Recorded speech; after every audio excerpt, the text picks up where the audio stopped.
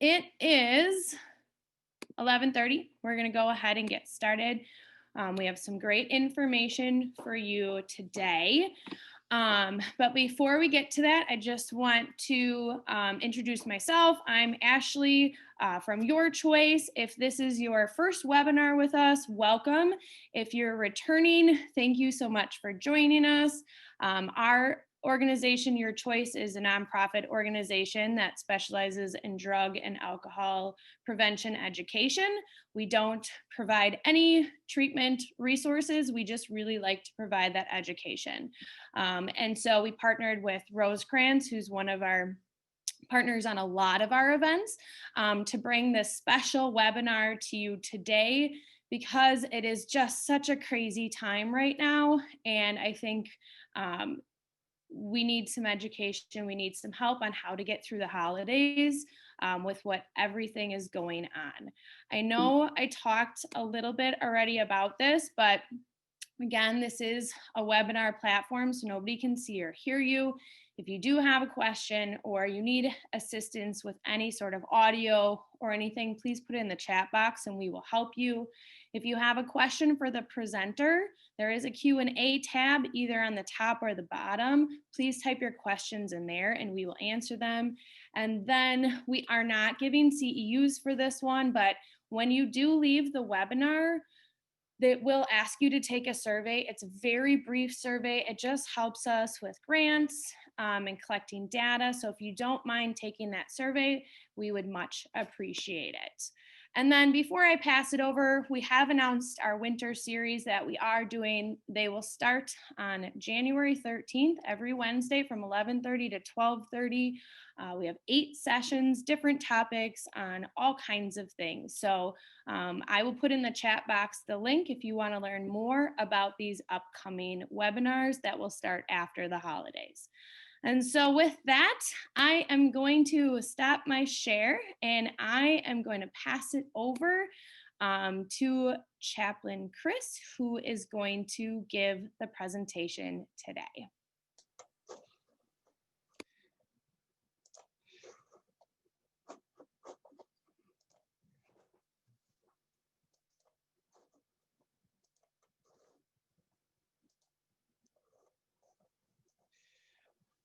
Season's greetings to everyone, and glad that you are joining us today on the webinar Experiencing and Coping with Grief During COVID-19 and the Holidays. I am Chaplain Chris, and I'm the Director of Chaplaincy at Rosecrance Health Network, and I provide spirituality care services to all of our clients and families. I also lead groups in grief and loss, and also groups in vicarious trauma. It is true we are living in some really unprecedented times as we find ourselves dealing with a global pandemic, and in addition to that, finding ourselves in this holiday season, which can bring about lots of changes and lots of loss.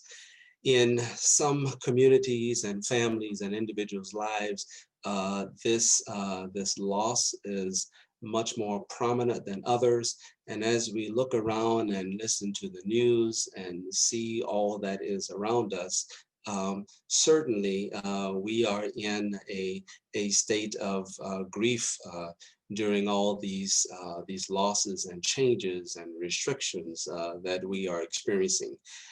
Our nation and our world is grieving.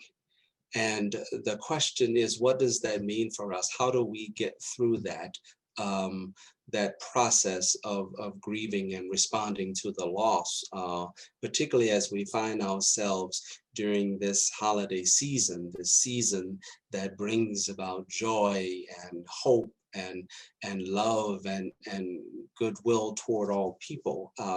Certainly it can be challenging given the memories, given the changes, given the restrictions, given the losses.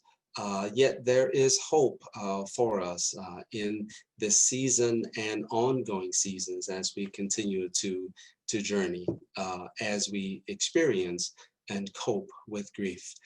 So what is this thing, this experience called grief? Well, it is important for all of us to understand that grief is natural and it is a normal reaction, emotional reaction to loss or change of any kind. And contrary to popular belief, grief is not a condition. Grief is not a personality disorder or is not an illness, although people may view others that are grieving. They may view them as having some form of condition or illness. And the reality is that all of us, in one way or another, all of us experience change, all of us experience loss, and therefore all of us grieve. And the more we can come to embrace the reality that grief is natural, and it is a normal emotional reaction to that, it can help us to become more empathetic and more supportive to those persons that find themselves grieving, even ourselves. Chaplain Chris, can I just ask a quick question? Yes, please. Can you pop up your PowerPoint? I think that I am in it. Well, I'm in it, but you can't see it. No, so just hit the green screen share. Oh, well, I apologize for that. Okay, I have pressed the screen share, and are you seeing me now? Nope. Select your PowerPoint that you should see in that green screen share, and it should pop up. Okay, well, this is causing a challenge. I deeply apologize for that, and I must be having some difficulties here because I am, for some reason, let's see here. Okay. Well, for some reason, it's not allowing me to share my screen. Okay, let me make sure. Okay, you should be good. I know it worked when we tried it, so. Well, I totally agree. And for some reason, it is. If you close your PowerPoint and then reopen it and then try the screen share, sometimes it just gets wonky. All right, well, let us do that. And otherwise, well, sure. This is a challenge here.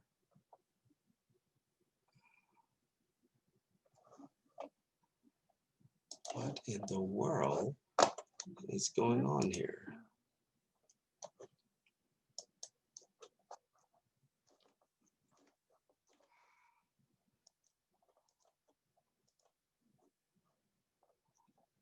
Well, folks, I deeply apologize, but I am having a major technical challenge here.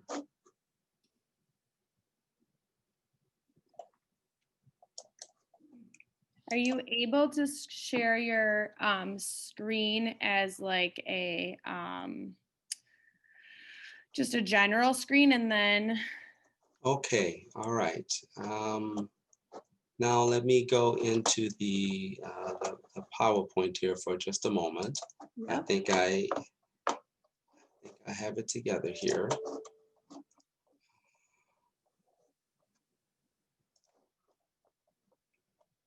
I know I have a copy somewhere, but I don't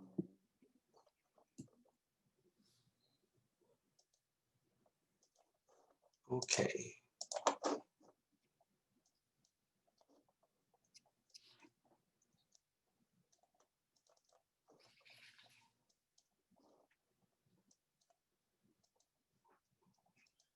Okay, are you able to see it now? No.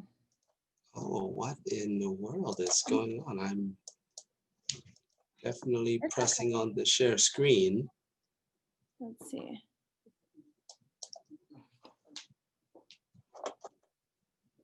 Can you email it to me and then I can pop it up?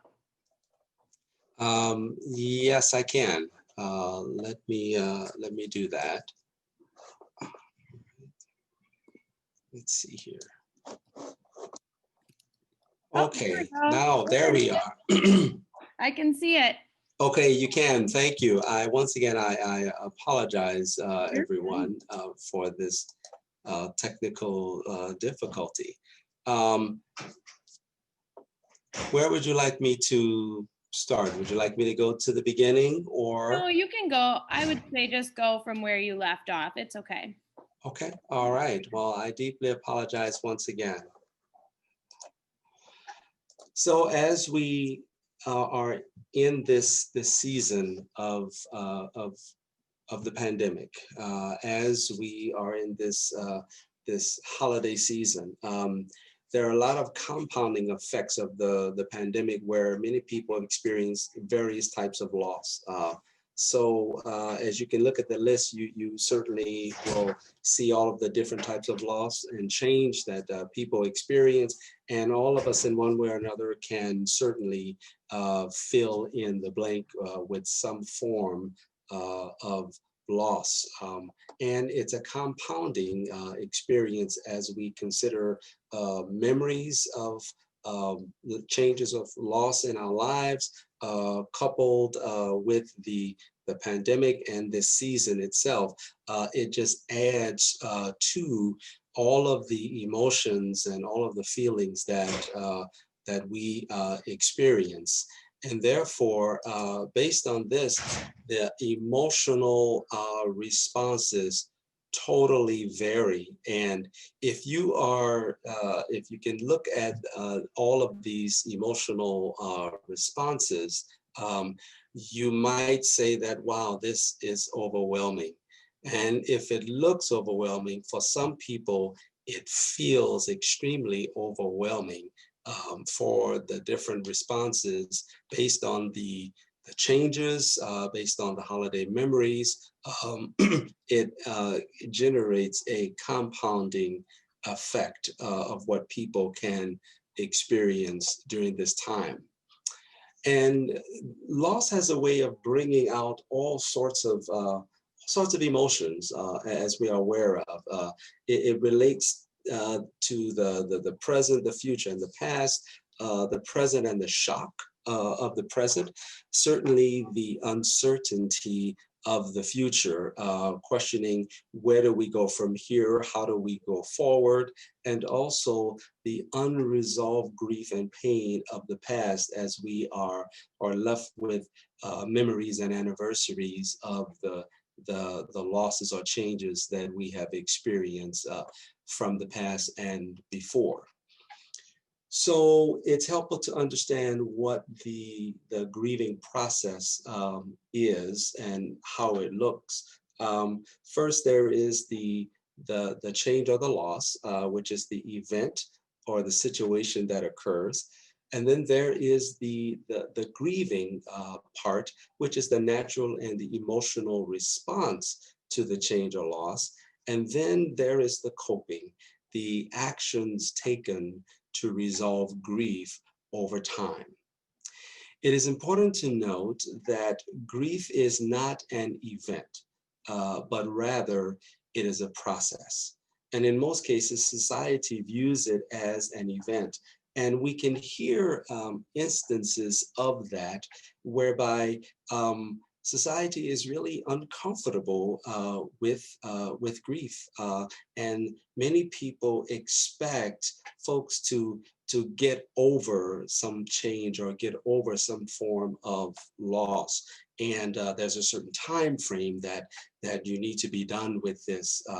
And the reality is, the optimum word, grief is a process. It is not an event. Even in some businesses, we're given bereavement days once we take those bereavement days, we're expected to come back to work fully functional in some ways, as though nothing happened, to return back to the way we were before the change or the loss. And what that shares is that we don't really see grieving as a process, but rather as an event. And the opposite is of important for us to recognize that as we find ourselves experiencing change or loss. So typically, all of us engage in short-term energy relieving behavior. The acronym is STERBS.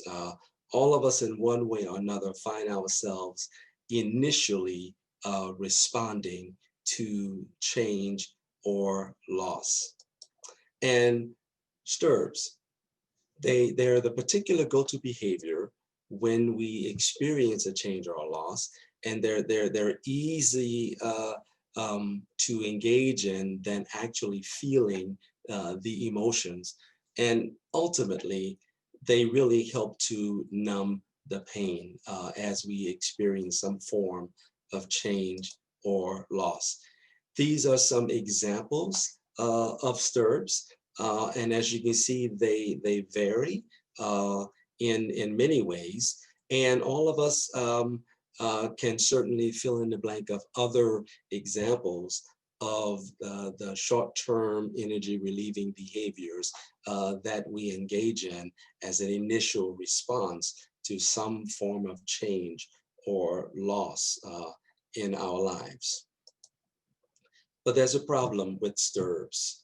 The problem is STERBS create an illusion of resolving and cause us to forget or bury the emotions. In essence, they really appear to work. And they are exactly what they're designed to do. They are short term. They don't last, and they don't deal with the true emotional issue. And lastly, they don't do anything to really remove the cork that's jammed in the spout. So we turn to these STERBS as a way of avoiding and trying to minimize the pain that we are experiencing, or the shock that we are experiencing around the loss or the change that has occurred. However, we need to be mindful and to actually watch our STERBS, because they can lead us to unresolved grief. Unresolved grief. It's the process of where the natural grieving process is interrupted. It is more severe and intense, doesn't lessen with time, but it continues to get worse because we're not engaging in a process of actually dealing with it. And STERBS, the unresolved grief rather, interferes with our ability to function normally in daily life. So the goal is to not have unresolved grief, but to continue to work along the process and to get to a place of stability, to a place of healing, to a place of peace and acceptance. So what can help us? What can we do as we find ourselves in this pandemic season, in this holiday season, as we are constantly exposed to loss, as we exposed to all of the restrictions that are in place, as we find ourselves being overwhelmed with news of all of the changes and the losses? What is there to help us to cope with life as we know it until we can get to some sense of normalcy in our lives? Well, I want to present today something that we can all engage in and practice, and that's called the the ABCs of coping. And truly, all of us, all of us respond in our own way with grief because there's no cookie cutter process of grieving. We all tend to find our own way, but there are some common approaches with grief, particularly during this unprecedented holiday season, which I believe could be helpful to all of us. So the first of the ABCs of coping with grief is that of awareness. It is important for us to be aware of our thoughts and our feelings regarding the change or loss, and how those thoughts and feelings are impacting us on a daily basis. Are we able, as we are journeying and experiencing the pain and the frustration around this change and loss, are we able to identify these thoughts and these feelings by name? Do they happen at certain times of the day or around certain situations, or when certain names or certain ideas are talked about?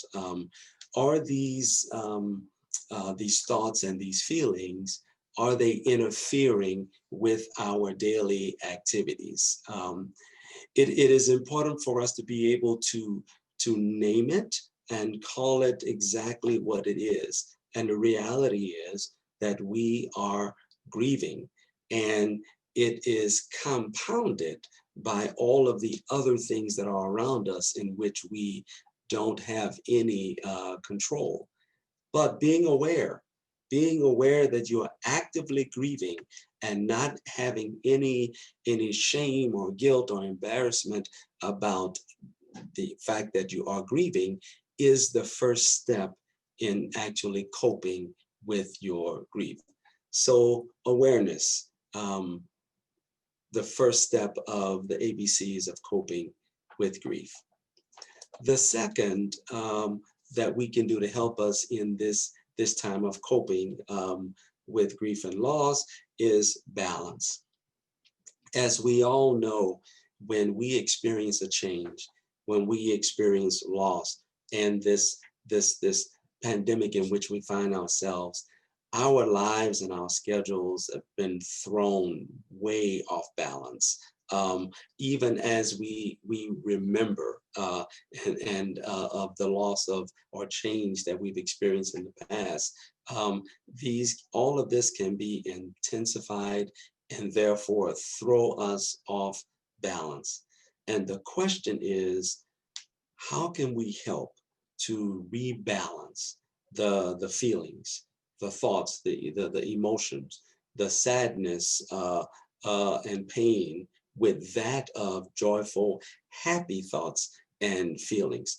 How can we engage in some activities or modified routines that can be developed to counterbalance that weight of grief in our lives?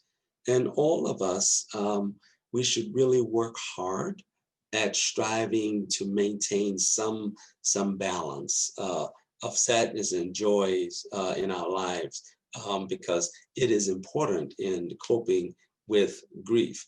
And all of us really, that balance is a delicate dance in terms of recognizing that we are journeying through this pain, and that all of life should not be sadness. All of life should not be pain, but we should work at trying to lift up the joy and the happiness, and recognize the good and the life that is around us, and striving to maintain that balance. So awareness, balance. And the last, as we are journeying through, which is extremely important to all of us, will actually take some work on our part for this last and important component of coping with grief and loss. The last is connection. As human beings, we thrive on community. We connection. It is necessary for us to survive, to connect with ourselves, to connect with others, and to be in community. And the question is, how can we maintain connection, not only with others, but also with ourselves as we find ourselves journeying with this change, journeying with this loss, journeying with the memories that will continue to come during this particular holiday season.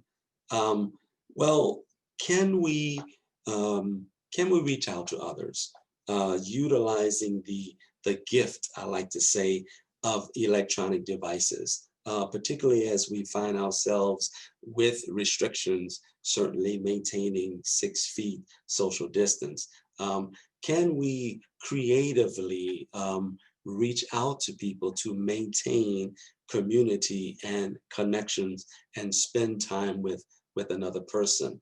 In addition to this connection, can we openly, as we develop this and maintain this connection, can we openly share with others that we are having grieving moments, that we are remembering, that we're struggling with what's going on right now all around us? It is important for us to be able to share from within as we endeavor to maintain connection with others and ourselves. Are we able to reconnect with ourselves and engage in activities that bring joy and fulfillment, like leisure, recreational, or even spiritual activities?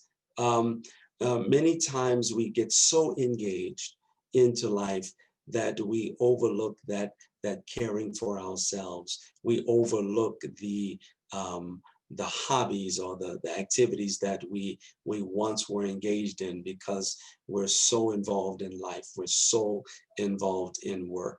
And the question is, what can we do to reconnect with ourselves to bring about that joy and that fulfillment? And because we need that connection and that community, what are some creative ways that we can connect with support groups if we have them? And if we don't have any support groups, what can we do about creating? How can we creatively create and join support groups that will help to meet our needs as we journey in grief? And affinity groups and faith groups, or even a higher power with whom we can connect and be able to voice these questions and these struggles that we have. It is important for us to be able, as we find ourselves with many types of restrictions, even as we are out and about, to look at how can we reconnect or connect or develop support groups, affinity groups, connect with other groups that can help us to engage in a process of feeling connected, to engage in a process of healing, and ultimately to find some peace and joy in our lives. So these are the ABCs of coping with grief and loss. It is important to note that as we engage in these ABCs of coping with grief and loss, they don't fix grief. Grief is a process, but they don't fix grief. They do help us to work through the thoughts and emotions surrounding the loss or the change. They help us to not be so burdened with sadness and uncertainty of the various changes and loss. And they do move us along the process until we can get to some place of normalcy or some new normal.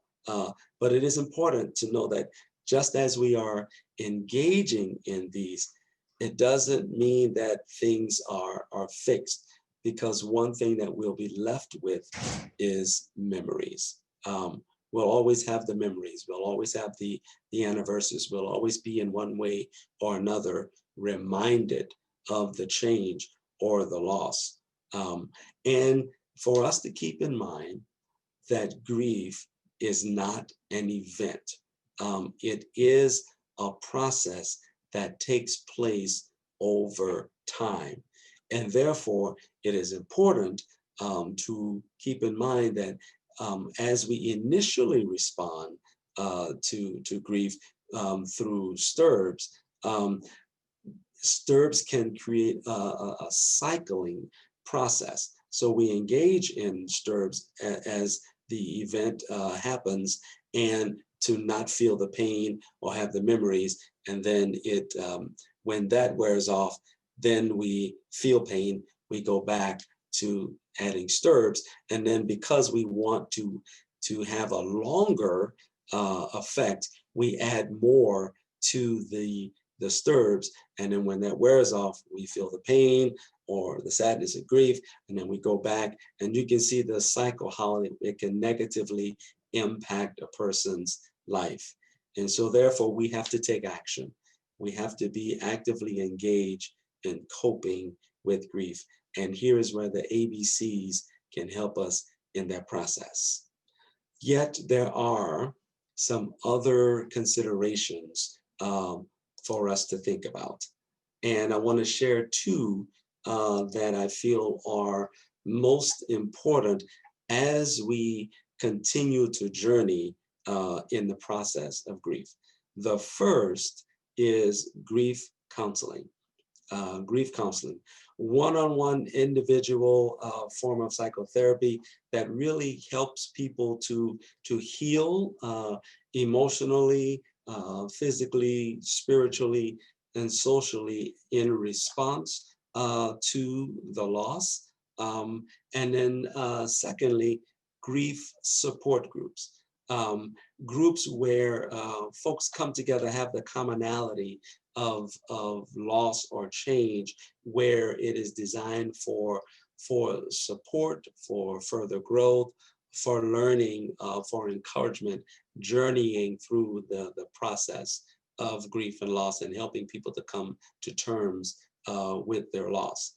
And I'm convinced that with the ABCs of coping with grief, I'm convinced that with additional considerations of grief counseling and grief support, we can indeed be able to enter a healthy process of grieving the change or the loss that we've experienced during the pandemic. But not only this, also through the holiday season in which we find ourselves.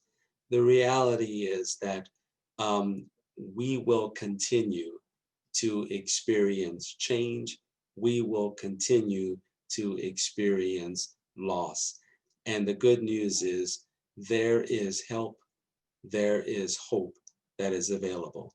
And my hope is that we can be able and willing to reach out to get the help and the support that is needed as we continue to journey in life. So the resource for the presentation today comes from the Grief Recovery Handbook. And I certainly want to thank you for your time today. And once again, I apologize for our technical difficulty earlier. It truly has been a pleasure to be with you and to share thoughts on experiencing and coping with grief during the pandemic, and also during this season. So at this time, I will open it up for questions or thoughts. And I do want to once again thank you for your time and participation today.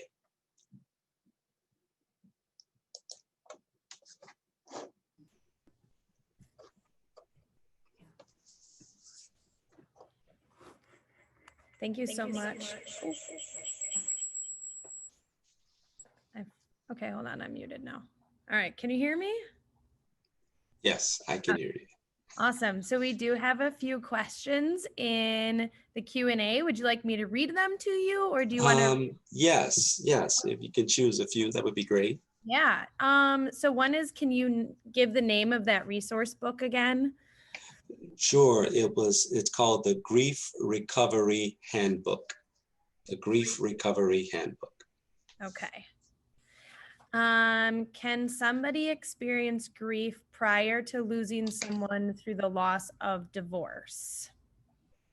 Yes, and thank you for that question. I would like to call that anticipatory grief because we know that it is happening, and we struggle with the inability to control or change what may be anticipated. And so we find ourselves entering that process before in anticipation of what may end up happening in the end. So yes, I would agree that yes, it is possible. And most people do find themselves engaged in a process of grief before something happening. Wow. Okay. Yeah. Do you have any special thoughts regarding children coping with grief? I think the special thought that I have is for loved ones to ensure that children have a safe place in which to be able to voice their thoughts and feelings, and that that should be created in a way that is certainly developmentally based on their ages and where they are emotionally. But I do think it is important for loved ones and family members to create an open space and to be able to talk about the realities of change and the realities of loss. And the more and the sooner that we can do that and create the understanding that this is a normal experience of life, and that when change and loss happens, we have thoughts, we have feelings, and that's normal for us as human beings to have those, and to allow children to be able to creatively express their thoughts and feelings, either in words or music or imagery, you name it. But I think it's a really important thing to ensure that kids have that openness, that safe space, and that there is a listening, supportive person in which they can be able to share what their thoughts are, what they're feeling. And I think that would be very helpful. Great. Can you say again what STERBS stands for? Yes. STERBS, short-term energy relieving behaviors. Short-term energy relieving behaviors, STERBS. Okay. Okay. How do you notice grief impact the treatment of substance use clients at the residential level at Rosecrance? So what we are learning is that somewhere in the journey of the struggle with substance use, there was some form of loss, change, or trauma that has happened in the client's life. And as a result of that, that individual trauma, that change, or that loss, clients have utilized STERBS and other ways of coping that actually may not have actually dealt with the particular loss or the trauma. When I meet individually with clients in residential treatment here at Rosecrance, I learn of those losses and the fact that many clients will state, I haven't grieved, or I haven't fully grieved the loss of this and on this change or what have you that has happened. And therefore, many of them actually want to begin to do that work, that grief and loss work, particularly in leading the grief and loss group, and also in the vicarious trauma group that I lead. So many of our clients, they're in a safe place in which to sometimes voice for the very first time the trauma that they have experienced or the loss that they've experienced, because they feel safe, and we give that opportunity for them to be able to voice and then to healthily help them heal as they are journeying in treatment toward recovery. And then we encourage them to continue that process beyond Rosecrance and aftercare, highlighting the importance of ABCs of coping, but also highlighting individual grief counseling and also grief support groups. Yeah, that's good. Can you speak to loss of dreams, see people losing their dreams during COVID as well as addiction? Yes, I would say that many, and I can speak in terms of clients, many clients have talked about having a life-changing injury that they have experienced, and looking at the dream they had for their lives. And also when you consider the effects of COVID in terms of loss of income, loss of housing, which people have dreams. Our dreams are certainly impacted by that based on those things that we feel are necessary to help us to live and thrive. And so for many people, there is that loss of dream, which is no less important of a loss than that of a loved one. Or that of financial security. It's just as devastating as the loss of a significant other or a loved one. And so all losses, I feel, should definitely be dealt with and be able to name it what it is. And in working with clients, we discover that many of them had hopes and dreams for their lives, and we help them to work through that process of being able to name exactly what that was, and then try to journey toward healing and to re-hope, to re-dream, and to journey in a process of living again with hope and having dreams again.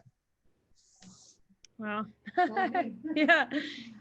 Okay, what are some tangible or practical tools or discussion prompts that we can give one another as we continue working towards allowing grief or loss topics to be more easily communicated about into our daily lives with others?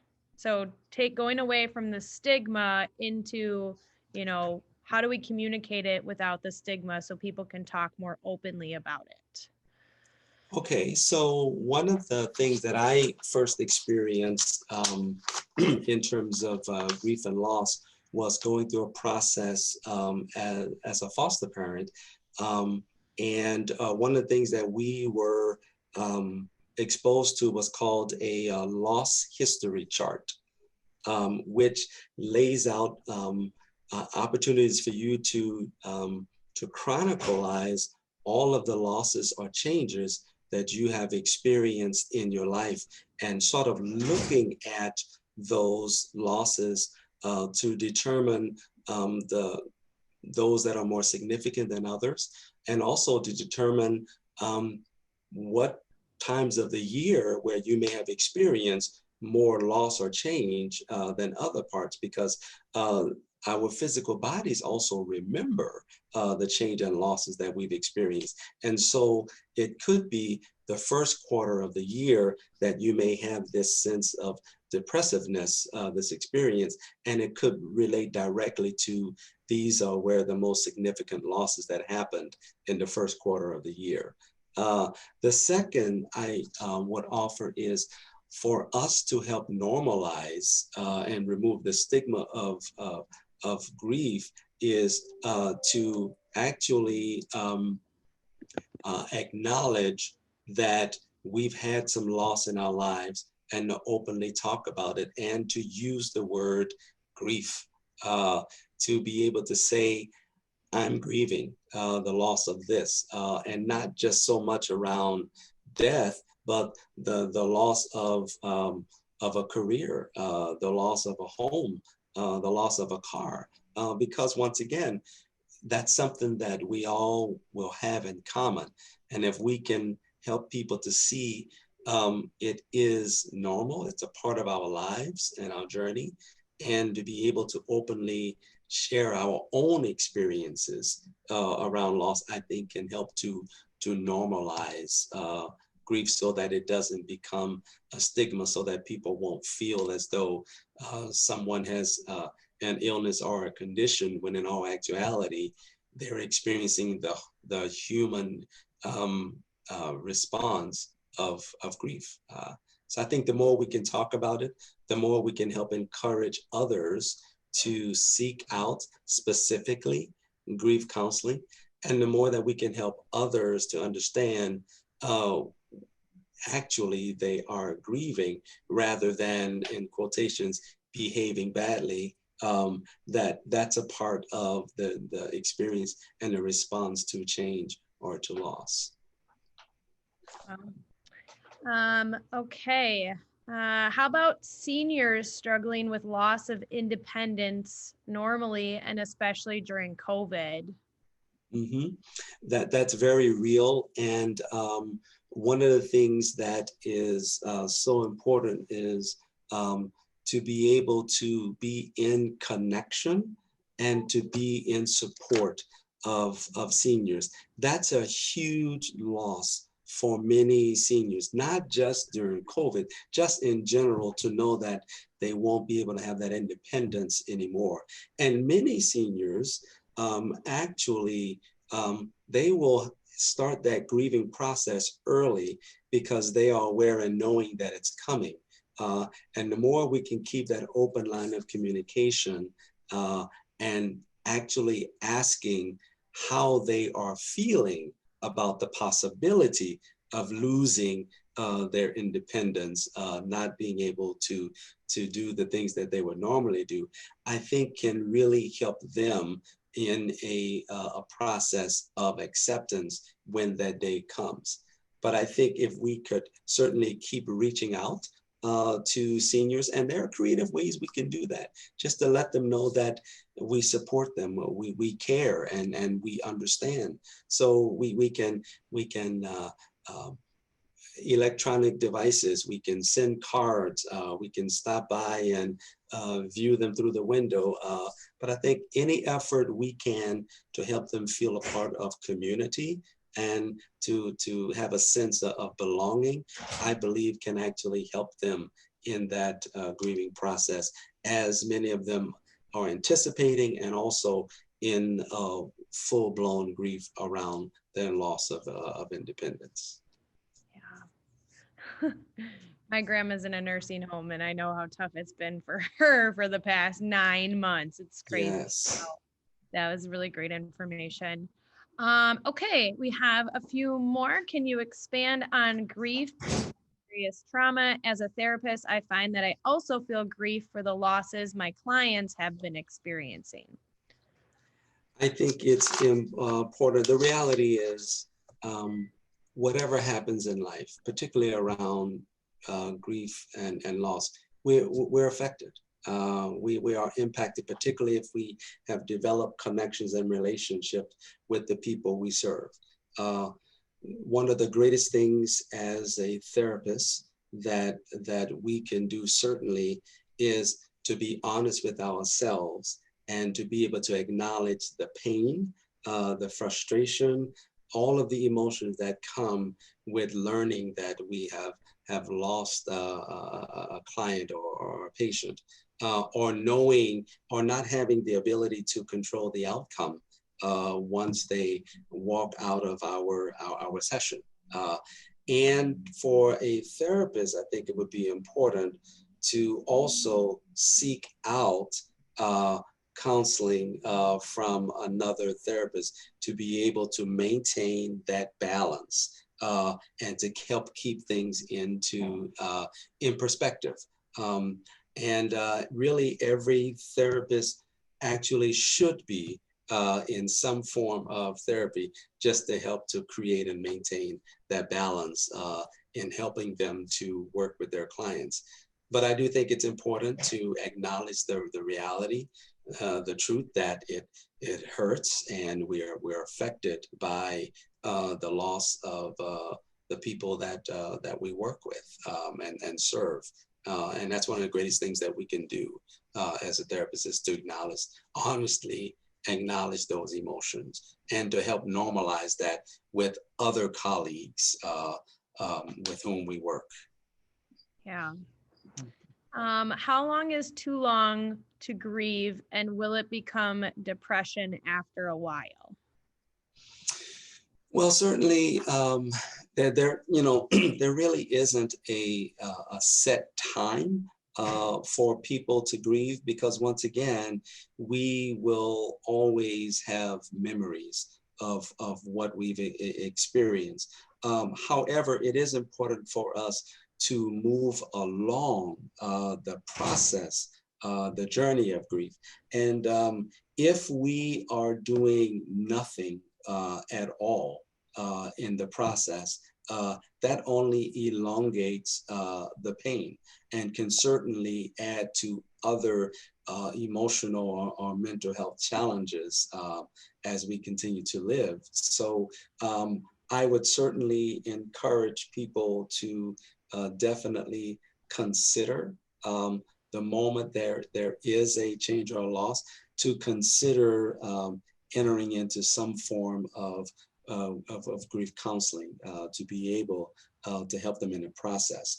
It is, society overall is just really uncomfortable with grief, and so we don't really want to. I think we struggle with helping people with that, because we don't know really what to say when someone has experienced a loss. And so our natural inclination is to put a mental time frame like, well, it's been 6 months, you should be over that. Or it's been, this long, and the thing is, we all have our own individual time. The important thing is that we're taking some steps and some measures to help us in the process of grieving. And so I would say there is no set time, but we need to be moving in a process toward healing. Because if we don't, then what happens is, as we are grieving one loss, because we are susceptible to change and loss continuously, there'll be another loss on top of that, and then it becomes compounded grief. And then it adds to the load and can become extremely overwhelming. And once again, then that can lead to other depressive experiences and other mental health challenges, which can then just overload an individual in terms of trying to manage and deal with emotions and feelings. Yeah. Any additional recommendations for someone grieving a suicide of a child? Well, I do know that there are support groups specifically designed for that I would encourage folks to reach out to, and not just in the individual's community, but because of of what we've experienced during this pandemic. The rise of technology has really helped people to connect in ways that they have never thought were possible. And so I would encourage folks to just research all of the areas all around the country, all around the world, to look at new ways of helping people to cope in grief in the loss to someone to suicide. So I would highly recommend that, a support group, and even specifically grief counseling specifically related to that. And there are those that specialize in that type of loss that I would encourage people to look into. Great. We do have a lot of school people on the webinar. So one question is, can you speak on offering grief groups at high schools? When bringing students together who have experienced some type of loss, is it important to bring together students who have similar loss, such as a family member, versus having a different group of students who have experienced loss, such as changing families like divorce or remarriage? I would agree that that is certainly important. I'm not so sure that's happening a lot in our schools.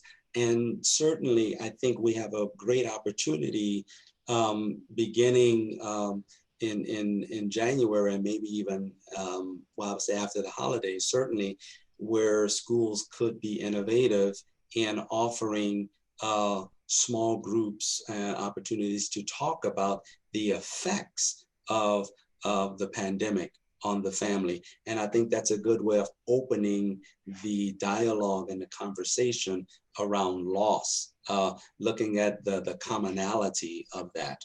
Another way that some schools have, I think, began to talk about grief and loss, but not directly acknowledge it, is when children start to talk about their families.